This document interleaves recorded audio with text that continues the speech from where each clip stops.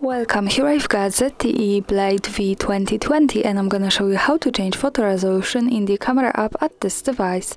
So at first we have to tap to the camera button to open it, and for now we are in the standard photo mode. From here let's go to the left corner. When we tap to this button we can open the advanced camera settings. At the first place we can see now the photo resolution option, so let's pick it, and now we can change it to 4 options. We are in 4 and 3. Let's go to 1 and 1 and let's move back to the camera to see it.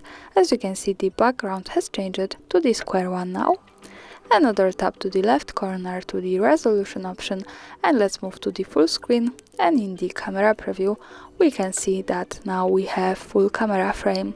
And here when we pick the left corner button once again and the resolution, we can also get access to 4 and 3 resolution with 48 megapixels, so the best possible quality of this camera, and this is the way to have this, or just go back to whatever we need.